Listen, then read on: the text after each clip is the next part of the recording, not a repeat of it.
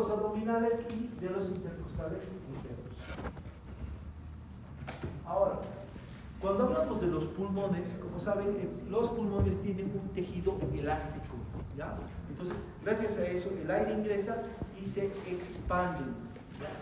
Pero también dependen de las pleuras. Como sabemos, hay una pleura externa, que es la parietal, la pleura interna, que es la visceral. Y entre las dos existe el líquido pleural. Entonces, aquí, inicialmente dice que hay una presión de menos 5 centímetros de agua. Y durante la inspiración se vuelve aún más negativa, más o menos 7.5 centímetros de agua. Entonces, gracias a las pleuras, igual estas permiten que los pulmones se expandan correctamente. Igualmente vimos lo que son las presiones inspiratorias, ¿ya? Entonces tengo que tomar en cuenta aquí que la presión atmosférica del aire a nivel del mar es de 760 milímetros de mercurio, ¿ya? Entonces, las investigaciones que se han hecho, por ejemplo, en una inspiración normal, ¿ya? No forzada, estoy hablando, entonces la presión intraalveolar tiene que disminuir menos 3, o sea, que tiene que ser 757 milímetros de mercurio para que nosotros podamos inspirar aire. En cambio, la expiración normal, o sea, botar aire, se hace positiva, 3 puntos, o sea, tendría que ser de 763 milímetros de mercurio. Una inspiración forzada tiene que disminuir 10 puntos, o sea, 750 milímetros de mercurio. La presión intraalveolar en relación con la atmosférica. ¿Para qué? Para que nosotros podamos introducir aire de manera forzada. En cambio, la profunda o forzada, la expiración, la presión intraabdominal tiene que aumentar 20 puntos más, o sea, 780 milímetros de mercurio. Entonces, habiendo este juego de presiones, se puede producir la inspiración y la expiración. Ahora yo les pregunto, en cuanto a esta, a nivel, por ejemplo, donde más se ha estudiado esto, es en el Instituto Boliviano de la Altura, o sea, en La Paz, a 3.600 metros. Esta presión sería menor o mayor. ¿Mayor?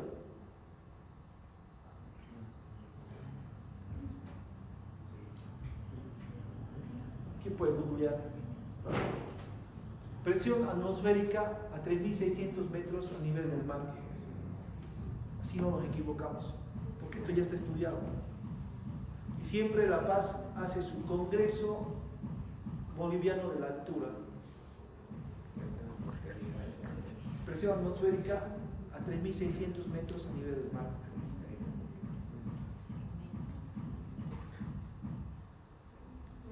¿Cuánto es? ¿Por qué? Porque después les voy a explicar lo que es la FiO2, la fracción inspirada de oxígeno.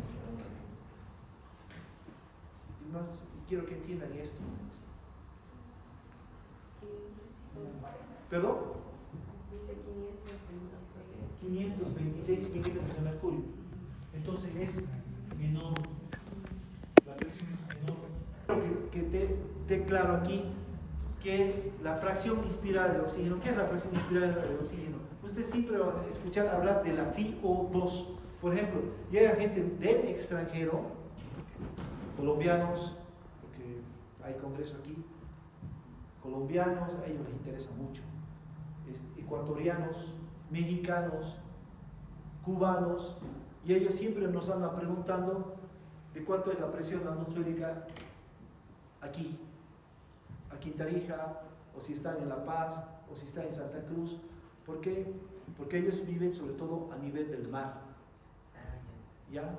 Entonces, ellos saben que a menores presiones, entonces, es más difícil respirar, pero el oxígeno se mantiene. ¿Por qué? Porque usted sabe que del 100%, el 80% más o menos, entre el 80 al 78% es nitrógeno. El resto es oxígeno, ese 20%, o ese 20-22%, ¿ya? Entonces, ese 20-22% se llama fracción inspirada de oxígeno, o sea, la FiO2.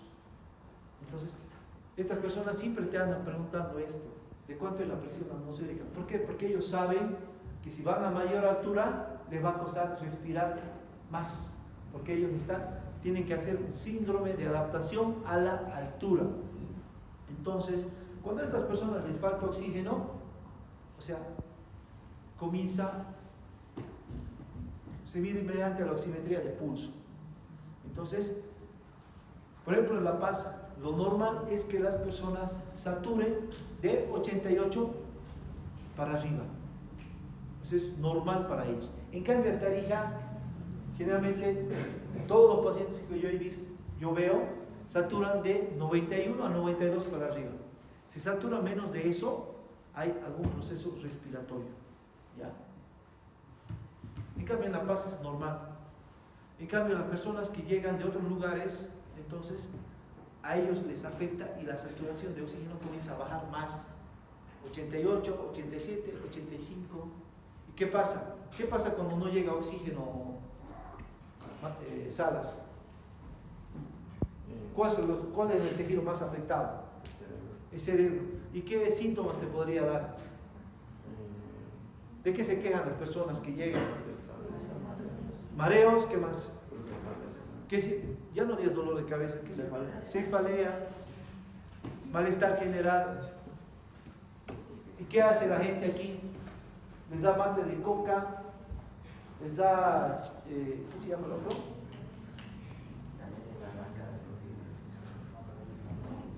Aquí, o sea, que les da el otro, ¿cómo se llama? ¿Lo utilizan? Medicamentos eso. Y si la persona está con esa sintomatología, ¿cuál sería el tratamiento? Oxígeno. Tiene que colocarle oxígeno. Entonces, si alguna vez tienen un visitante extranjero y así que está con esos síntomas, aquí te diga difícil. Bueno, si están en Potosí, Oruro, La Paz, le aseguro que sí.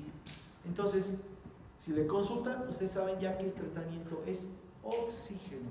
Tiene que colocarle oxígeno y tener un aparato para saturar el oxígeno y ver que esa saturación suba más del 90%. ¿Por qué les digo eso? Porque justo llegó un profesor de la Argentina a darnos unos cursos aquí y él se fue a Uyuni. Uyuni creo que está a 4.000 metros, si no me equivoco. Y estaba con una cefalea mortal que no le pasaba.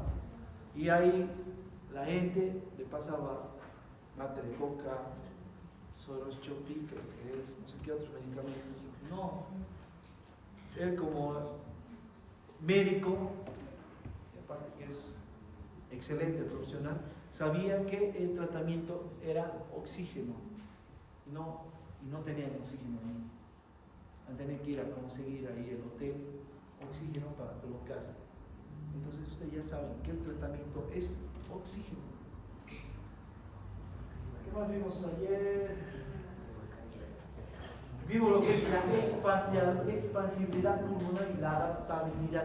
¿Qué es la expansibilidad pulmonar? Por ejemplo, tenemos que dividir aquí de los pulmones que la expansibilidad es gracias al tejido elástico de los pulmones, que permite que el aire ingrese y expanda esos pulmones.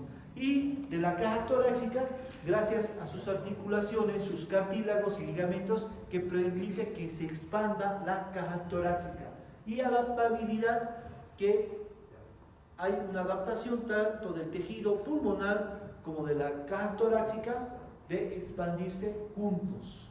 ¿Ya? Así, en resumen. Como estamos viendo los dibujos, miren cómo se expanden los pulmones gracias al tejido elástico que tienen. Ingresa aire, se expande. Y aquí igualmente se expanden los pulmones y se expanden la caja torácica, sobre todo las costillas, gracias a sus articulaciones, ligamentos y cartílagos. Entonces igual vimos cualquier enfermedad que afecte a los pulmones o a la caja torácica, entonces va a afectar la expansibilidad. ¿Por qué? Porque los pulmones que producen tejido cicatrizal, tejido fibroso, conjuntivo, entonces este no cumple la función del tejido elástico. Entonces esta expansión va a estar disminuida. Entonces patologías como ser neumonías, como ser pneumotórax, hidrotórax, etc., que afectan la parte pulmonar. ¿Qué otras enfermedades rompen la adaptabilidad? La tuberculosis, ¿por qué? Porque producen cavernas tuberculosas, entonces no hay tejido elástico. Y igualmente, cualquier enfermedad pulmonar, como ser la silicosis, enfermedad de los mineros, los pulmones se vuelven como leña. O también, si quieren, en el COVID, muchas personas, ¿cuál fue la secuela? La fibrosis pulmonar. ¿Ya? A veces no se puede hallar un diagnóstico por qué se produce esa fibrosis pulmonar, pero ahora se ha visto muchas personas secueladas por el COVID. Entonces, estas personas, dependiendo del grado de fibrosis, entonces, igualmente el pulmón se vuelve como duro, como leña, no pueden respirar, ¿ya? Constantemente están yendo al hospital, hay que colocarles oxígeno, tratar de mejorarlos, pero generalmente son enfermedades ya terminales, pues, dependiendo del grado, ¿no? Porque aparte hacen insuficiencia cardíaca, etc. Y los cánceres pulmonares, que son muy comunes. Ahora, si hablo de la caja torácica, cuando no se expande, sobre todo esto se da en las personas de tercera edad. ¿Por qué? Porque todos los cartílagos se osifican. Entonces la expansibilidad pulmonar está más limitada, ¿ya? Igualmente, todo proceso como ser lordosis. ¿Cuándo es una lordosis? ¿Cuándo hablamos de una lordosis?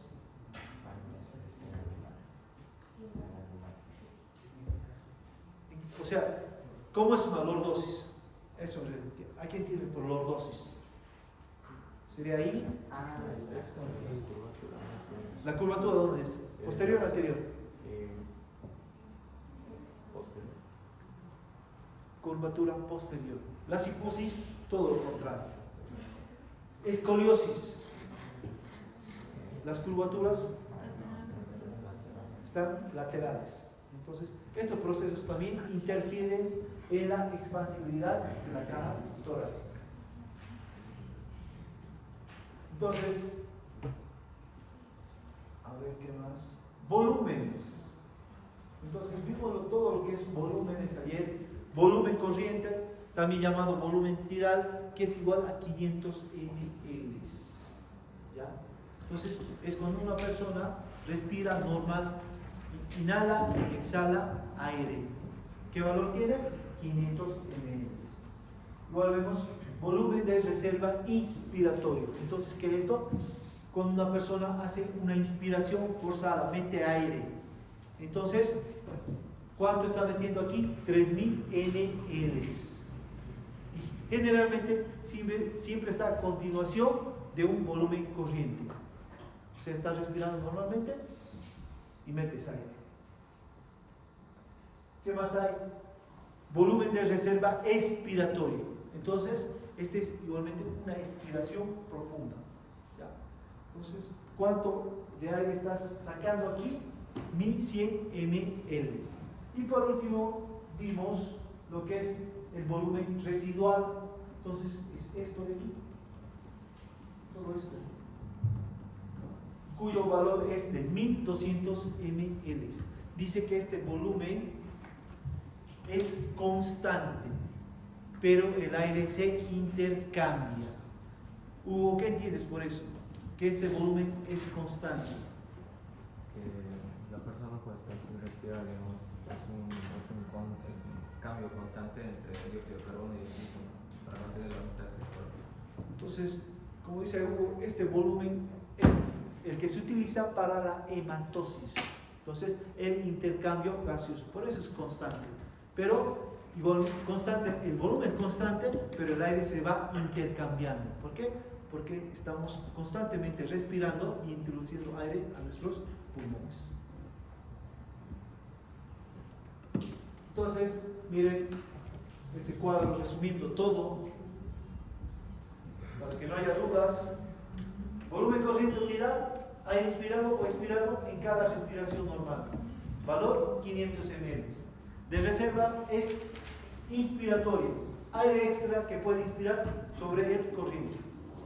valor 3000 ml. Volumen de reserva expiratoria, aire extra que se puede expirar tras una expiración normal. ¿Cuánto es? 1100 ml. Y el volumen residual, el aire que queda en los pulmones tras una expiración forzada. ¿Ya?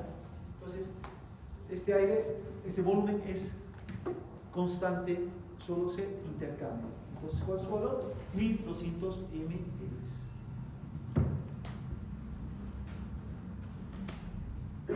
Igualmente vimos lo que son las capacidades. La capacidad de reserva inspiratoria, que es la suma del volumen corriente más el volumen de reserva inspiratoria. Entonces, su valor es de 3500 ml. Entonces, es una respiración normal seguida de una inspiración forzada. Eso sería el concepto del volumen de reserva inspiratoria. Capacidad residual, funcional residual, que es la suma del volumen residual más el volumen de reserva expiratorio. O sea, 1100 más 1200 me daría un total de 2300 ml. Entonces, es la cantidad de aire que existe en los pulmones después de una expiración forzada. ¿Ya?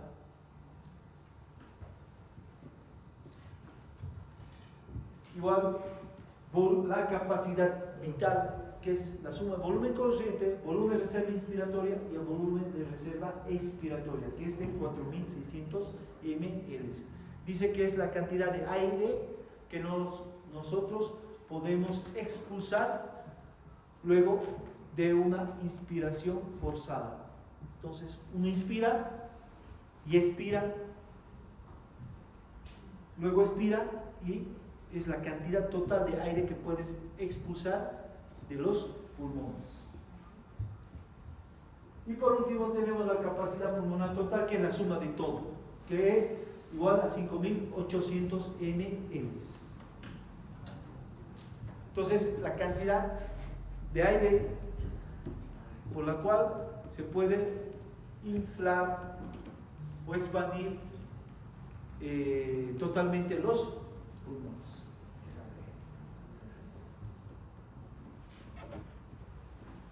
Entonces, ahí está resumido todo. Entonces, miren, dice, nota, los valores suelen ser de 20 a 25% en mujeres y varía según la talla y edad. O sea, en las mujeres estos valores pueden disminuir un 20 a 25%, pero también depende de la talla y la edad. ¿Ya? Entonces, ¿por qué? Porque muchas veces cuando una persona está inconsciente, coma, yo la conecto a una máquina, yo tengo que calcular ese volumen corriente, sobre todo basándome en en el peso y en la talla. O sea, tengo que sacar su índice de masa corporal y así yo puedo calcular ese volumen corriente.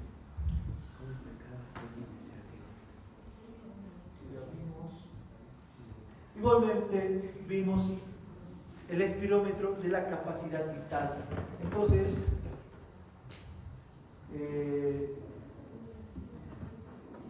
¿a qué se refiere la capacidad vital? Es el volumen de aire que se puede expulsar durante el primer segundo de una expiración forzada máxima.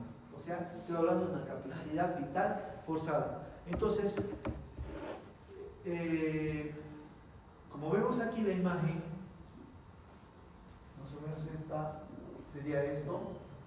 Miren cómo han ido evolucionando los espirómetros, ¿ya? Entonces, ¿cómo lo hacía este autor francés? Las personas las llevaba a este aparato, hacía que inspiren, que se tapen la nariz y que soplen una manguera, para que ahí había una pelotita que estaba encima de una columna de agua. Entonces con el aire que expiraba tenía que levantar esa pelotita. Entonces a eso lo llama capacidad vital forzada. ¿Y qué era lo normal? Que una persona sana, esta capacidad vital forzada en el primer segundo debe ser aproximadamente del 80%. ¿Qué quiere decir? Del total del aire que hemos inspirado, o sea, de una inspiración forzada, la inspiración forzada tiene que expulsar el 80% de ese aire. Entonces, a eso se llama el índice de Tiefenau. Tiefenau es el francés fisiólogo que hizo esta espirometría forzada en el primer segundo. Entonces, es el principal indicador de diferenciar enfermedades. Por ejemplo, miren aquí dice volumen y esto primer segundo. Entonces, cuando lo que expulsas es igual al 80%, entonces es un paciente normal. En cambio, si esa presión expirada en el primer segundo está disminuida, entonces voy a hablar de una enfermedad obstructiva. Como vemos aquí, ¿de qué estoy hablando aquí? Asma, EPOC, ¿ya? Si está disminuida mucho más, estoy hablando de enfermedades restrictivas. Entonces, esto lo vamos a volver a ver cuando ustedes ya estén en cuarto año o quinto, lo que es la materia de neumología.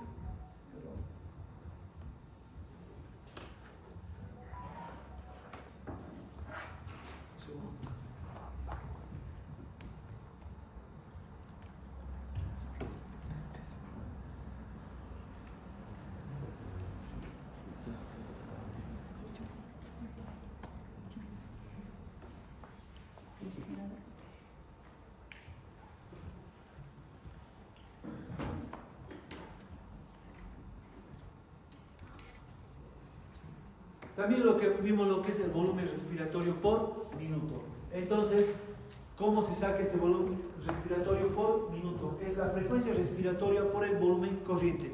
La frecuencia respiratoria normal está entre 12 a 20 respiraciones por minuto. Algunos libros dicen hasta 24 respiraciones por minuto. ¿Ya? Entonces, si hago yo la multiplicación 12 por 500, entonces más o menos serían 6.000 ml de aire que circula en un minuto. ¿Ya? Entonces es la cantidad de aire que llega a nuestros pulmones en un minuto. Pero esto puede variar. ¿Por qué? ¿Qué variaría? ¿La frecuencia respiratoria o el volumen corriente? La frecuencia respiratoria. Entonces, si tuviera una frecuencia respiratoria, póngale de 24, ¿cuánto sería el volumen respiratorio por minuto?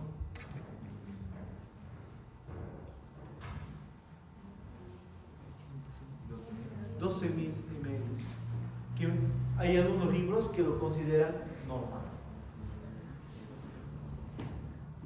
Ventilación alveolar por minuto. Es el parámetro más importante, pues representa el volumen de aire que realmente llega a las zonas de intercambio. Entonces, ¿qué quiere decir? ¿Dónde están las zonas de intercambio? Usagaste, a nivel de los pulmones. ¿Dónde? Alveolos, perfecto. En los alveolos. Entonces estamos hablando del aire que llega en un minuto en los alveolos. La cantidad de aire que llega a los alveolos en un minuto. ¿Cómo se calcula? Frecuencia respiratoria por el volumen corriente por el espacio muerto. Entonces, sé que mi frecuencia respiratoria es de 12, mi volumen corriente tira de 500 y mi espacio muerto de 150. Entonces, resto 12 por 150 me daría 4.200 ml por minuto. O sea, que la cantidad de aire que circula a nivel de mis alveolos es de 4.200 ml. ¿Y qué es el espacio muerto, Sofía? Aquí hablamos de espacio muerto. Es todo el aire que no está en las alveolos, digamos, la tráquea. Ajá, es el aire que no participa en el intercambio gaseoso, en la hematosis. Pero este espacio muerto puede ser de dos tipos. Espacio muerto anatómico, ¿ya? Como dijimos, el espacio muerto anatómico corresponde a las vías aéreas, sobre todo superiores, como ser vías nasales, faringe, laringe, tráquea, bronquios. O sea, ¿por qué? Porque aquí no se produce el proceso de hematosis, no hay intercambio de gases, por eso espacio muerto anatómico. Si hablo de espacio muerto fisiológico, ¿ya?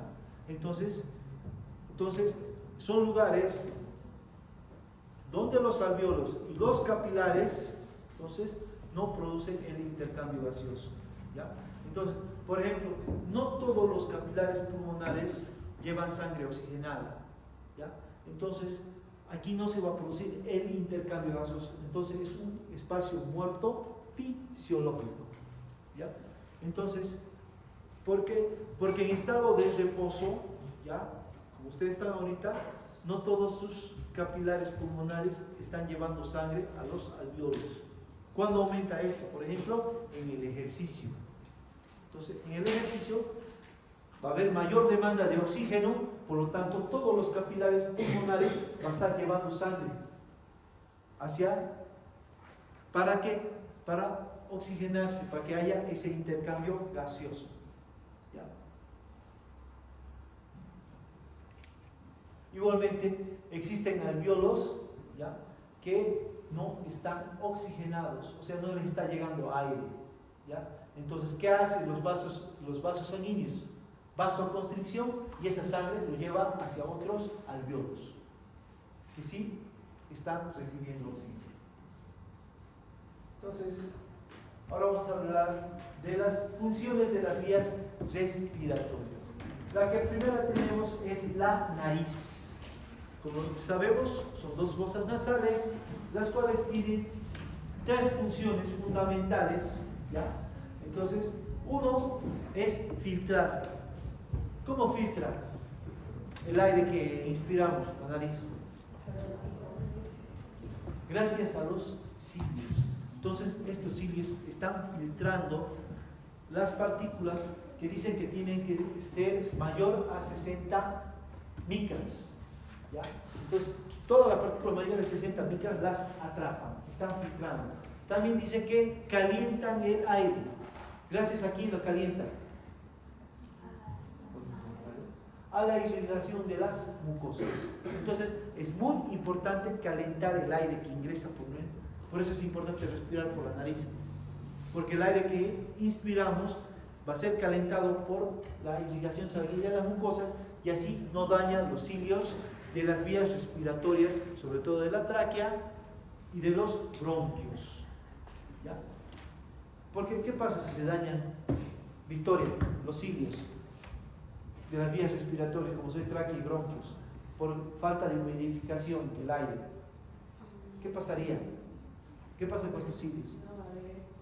Por ejemplo, cuando te enfrías. No va a haber como un correcto calentamiento para el paso del aire Ajá, sí. Porque, ¿qué pasa con estos cilios cuando se enfrían? ¿Ah? La obstrucción del paso de bacterias. Se paralizan los cilios. Entonces no cumplen su función. Por lo tanto, ¿qué pasa con el moco? Se acumula y este moco es un caldo de cultivo. Entonces comienzan las infecciones respiratorias. Y otra función es humidificar. Entonces humidifica el aire para que no sea un aire seco y no dañe nuestra vía respiratoria. Entonces esas son las funciones de la nariz. Luego tengo la faringe. Esta faringe, ya, como vemos aquí en la imagen, entonces se encuentra por detrás de la cavidad nasal y se divide en nasofaringe, orofaringe e hipofaringe. Entonces, ¿cuál es la función de la faringe? Permitir el ingreso del aire ya humidificado, calentado, desde la nasofaringe a la hipofaringe. ¿Para qué? Para que pase hacia la laringe y de ahí a la tráquea. Entonces, esa es la función de la faringe.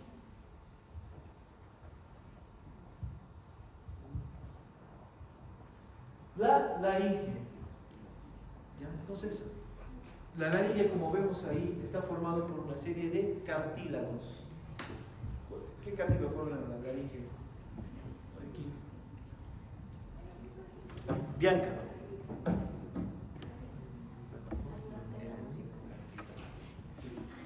¿Qué cartílago forma la laringe? ¿Se acuerda? ¿Cómo? ¿No? Cricoides, aritenoides. ¿Perdón? ¿Qué otro cartílago forma la laringe? Cricoides, aritenoides, ¿qué más hay? ¿Qué? Epiglotis, perfecto. ¿Qué más? Sí, ya dijeron aritenoides, cricoides. Tiroides. ¿Perdón? Corniculados, perfecto. Entonces, todo esto forma la laringe. ¿Qué nos interesa aquí? Miren, tengo aquí las cuerdas vocales. ¿Por qué son importantes las cuerdas vocales? Para la producción de la voz, para la fonación. Cuando nosotros estamos en silencio, las cuerdas vocales están en reposo, por lo tanto están alejadas. Y ahora, cuando usted comienza a hablar, se comienza a mover las cuerdas vocales, se acercan las cuerdas vocales. Y durante la expiración hace que estas cuerdas vocales vibren. ¿Ya? Entonces, ¿dónde se encuentra el centro del habla? ¿En el cerebro?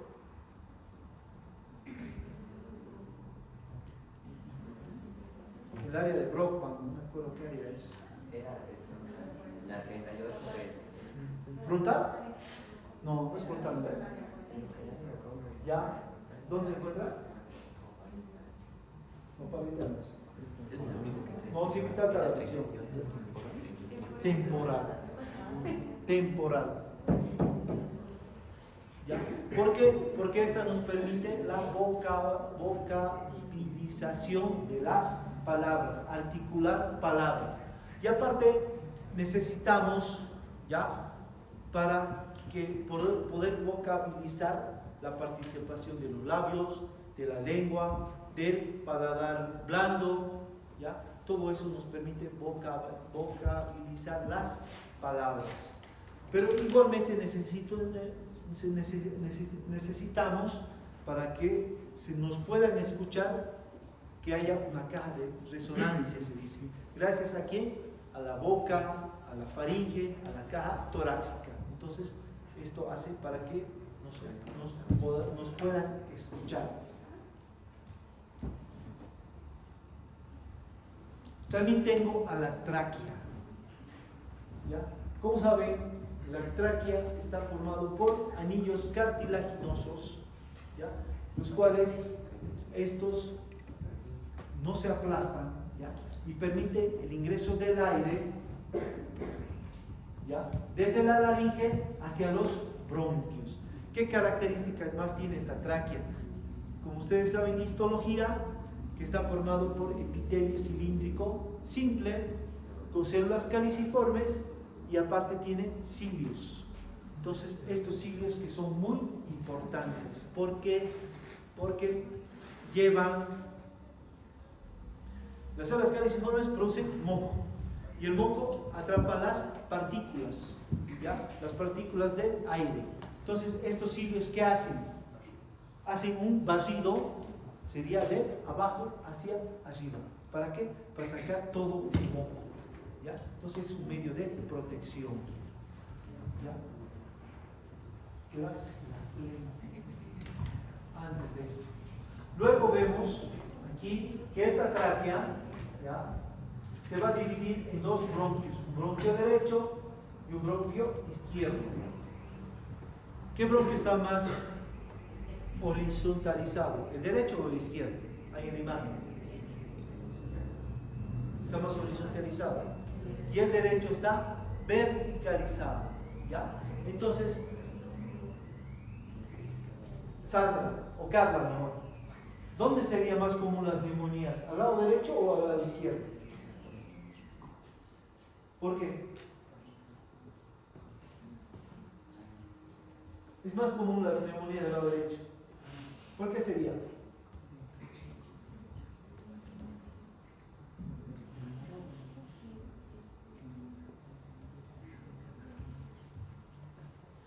Porque al ser verticalizado, dice que las partículas, las infecciones bajan por gravedad. ¿Ya? Y sería más común, no es que siempre va a ser así, pero son más comunes las neumonías del lado derecho. ¿Ya? Luego estos bronquios, ¿ya?, se dividen en bronquiolos. En bronquiolos de primera, segunda, tercera, cuarta generación, hasta 20ª generación, 25ª generación. ¿Ya? Y luego estos bronquiolos se van a dividir en bronquiolos terminales. Y estos bronquiolos terminales, ¿a qué van a dar lugar? A los bronquiolos respiratorios. Estos bronquiolos respiratorios van a dar lugar, ¿ya?, a los atrios y finalmente a los sacos, los cuales dan lugar a los alvéolos. Ahora, ¿qué característica tienen estos bronquiolos respiratorios a diferencia de los bronquiolos? Dice, hay algunos libros que indican que estos bronquiolos respiratorios pueden dar lugar a intercambio gaseoso. Puede ser. Pero ¿cuál es su principal característica? ¿Qué los diferencia de bronquiolos respiratorio del resto de los bronquiolos? Que tiene músculo liso en sus paredes. Solo tiene vestigio de cartílagos. Entonces, al tener músculo liso, ¿quién manejaría estos bronquiolos? Melina, Castillo. Tiene músculo liso. Entonces, ¿por quién estaría manejado estos bronquiolos respiratorios?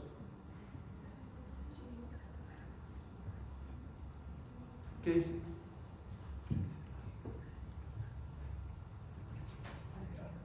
¿Perdón? Liz. Por el sistema nervioso simpático y parasimpático, o sea, el sistema nervioso autónomo. Entonces, la inervación parasimpática va a producir contracción y la simpática, relajación de músculo liso. Pero dice que la inervación simpática aquí es mínima. Más tiene inervación parasimpática, como vemos. ¿Y quién estaría inervado? ¿Quién estaría produciendo esta inervación parasimpática? ¿Qué nervio? Vago. El nervio vago. Entonces, el nervio vago, ¿cuál es su neurotransmisor? La acetilcolina. Entonces, ¿qué me va a producir? Broncoconstricción. Ahora, igualmente, cuando existen procesos alérgicos, entonces igual se va a producir una broncoconstricción y esta va a ser producida por la histamina. ¿Qué células son las que contienen la histamina? ¿Qué? ¿Basófilos? Sí contienen, pero no gran cantidad. Hay otra que... ¿Eosinófilos? No. Los eosinófilos son células que se encargan sobre todo de la fagocitosis de parásitos. ¿Qué? Tienen histamina, pero no es muy importante como las otras células que tienen. Que se No. Macrófagos son células Señorita, ¿me la cierra la puerta, por favor? Son células que sobre todo se encargan de la fagocitosis y presentación de antígenos. Los mastocitos. Entonces, cuando existen procesos alérgicos, se degranulan los mastocitos. Entonces, esta histamina, ¿qué me va a provocar? Vasoconstricción. Entonces, se producen procesos alérgicos. Entonces, y cuando hay una vasoconstricción y la persona no puede respirar, ¿ya? Entonces, ¿qué medicamento podría utilizar? Adrenalina. Glucocorticoides también.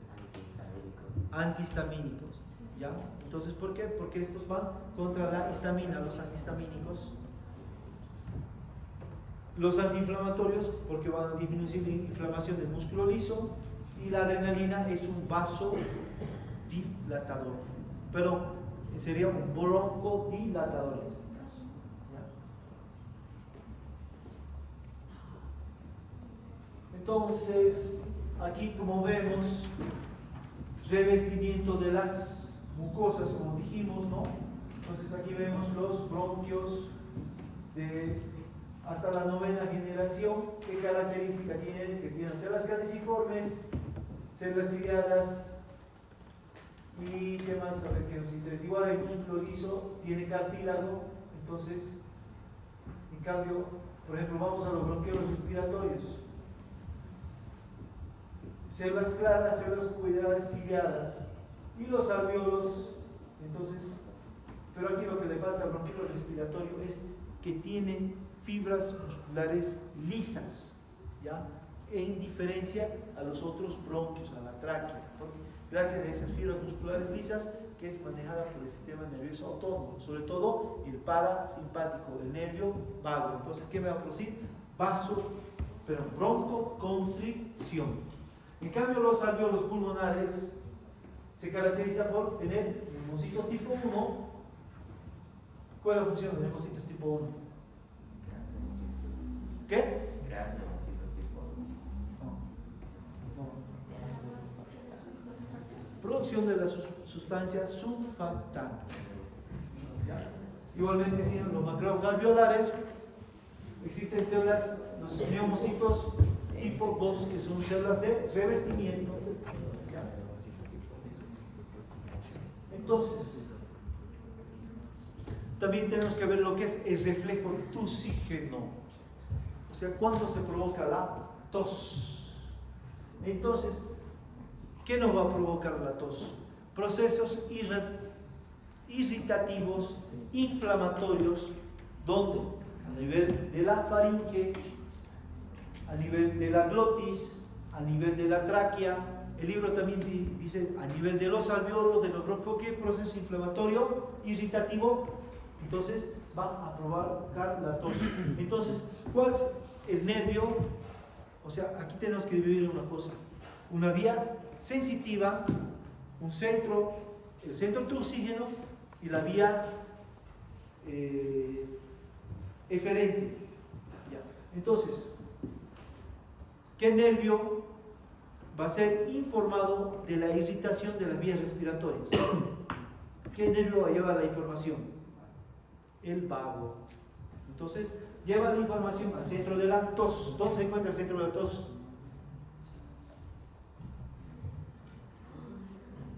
Se encuentra a nivel del bulbo raquídeo. Entonces, ¿qué hace este bulbo raquídeo?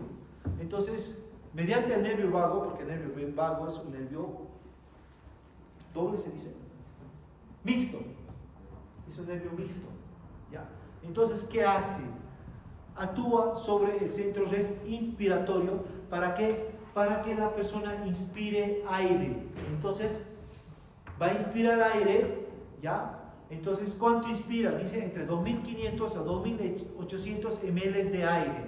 Entonces, va a insuflar los pulmones y cierra cierra las cuerdas vocales y la glotis.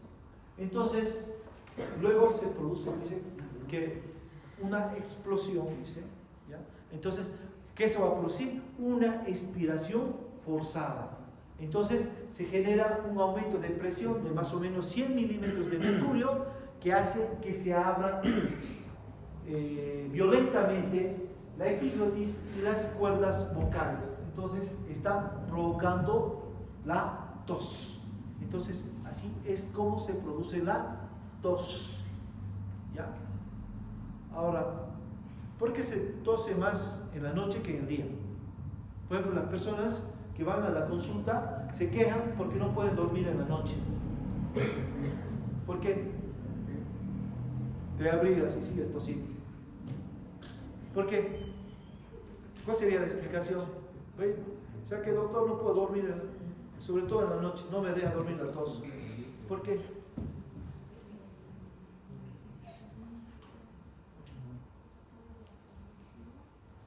Después puede cambiar la posición que quiera, va a seguir tosiendo.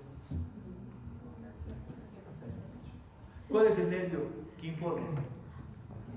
El vago. y se sabe que el nervio vago es más activo durante la noche. Es más activo durante la noche. Entonces es por eso que las personas no pueden dormir, ¿ya? Porque hay una irritación, ¿ya? Entonces el nervio vago está... ¿Sería? ¿Y es bueno cortar la tos? ¿Sí o no? Entonces agarran y cortan la tos. ¿Es bueno o no? No. ¿Por qué? Porque la tos está eliminando todo ese proceso infeccioso, ¿ya? Inflamatorio. Entonces está eliminando todas esas secreciones que se están acumulando. Entonces, si ustedes revisan a un paciente y ven que tiene secreciones dentro de los pulmones, tienen que dar medicamentos que favorecen a la tos, que ablanden esa tos para que la persona siga expectorando. Porque si esas secreciones se quedan, van a producir neumonía o bronconeumonía. ¿Ya? ¿Qué otros procesos más? El reflejo del estornudo. Entonces aquí el reflejo del estornudo, entonces, ¿cuándo se produce? Los resfríos, irritaciones de las vías respiratorias altas, que se caracteriza aquí por el cierre de la úvula y del velo del paladar. ¿Ya? ¿Cuál es la úvula? Ajá. ¿De qué paladar? ¿Ah? ¿Qué es primero, paladar blando o duro? Luego el blando. La úvula es más posterior, por detrás de las amígdalas y de los paladares amigdalinos. Ahí está la úvula. Entonces hay un cierre del paladar blando y de la úvula, y luego se expulsa violentamente el aire. Y el nervio que está implicado en esto es el nervio trigémino, que también es un nervio mixto. Entonces existe una irritación a nivel de las vías respiratorias altas, sobre todo a nivel de la nariz. ¿Ya? Entonces el aire ingresa por la nariz, entonces la úvula y el velo del paladar cierra y el aire se expulsa violentamente, produciendo lo que es el estornudo. Ahora, esta última parte que no me gusta, porque creo que soy bueno en física. ¿A alguien le gusta física? En el libro están las fórmulas. ¿Ya? Entonces, la ley física de los gases. ¿Ya? Por ejemplo, habla de la ley física de los gases, pero yo sobre todo he sacado los conceptos para que más o menos ustedes puedan entender. Por ejemplo, la ley de Boyle-Mariot dice que a temperatura constante la presión del gas es inversamente proporcional a su volumen. Entonces, ¿cómo puedo explicar esto? Dice que hay un recipiente, ¿ya?, donde usted tiene un volumen constante de aire. Entonces, ¿qué hace? Lo calienta. Entonces, ¿qué pasa? Este aire se comienza a aumenta su presión. ¿Por qué? Porque se comienza a expandir. Entonces aumenta la presión si se calienta el aire. ¿Ya? Esa es la ley de Boyle-Mariot. ¿Qué otra ley? La ley de Guy-Lussac dice: el volumen del gas contenido a una presión constante es directamente proporcional a la temperatura absoluta.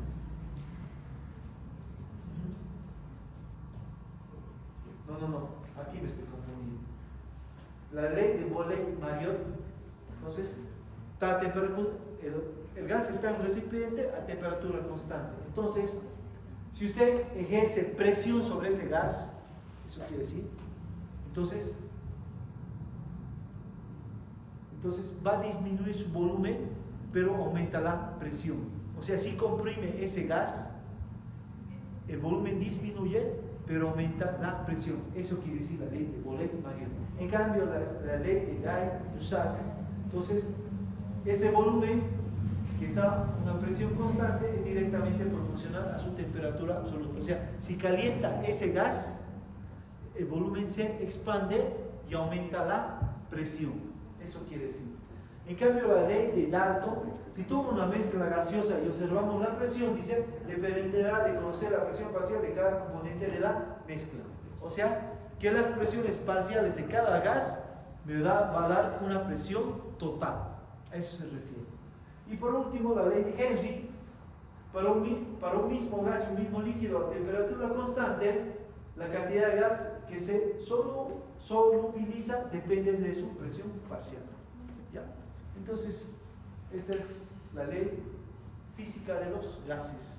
Si usted quiere profundizar un poco en esto, ahí están las fórmulas, pero eso yo no voy a tomar en el examen. No sé. No me gusta, a mí no me gusta física. Mucho razonamiento esto. Bueno, quedaremos aquí. Entonces, para mañana vamos a ver lo que es la unidad técnica.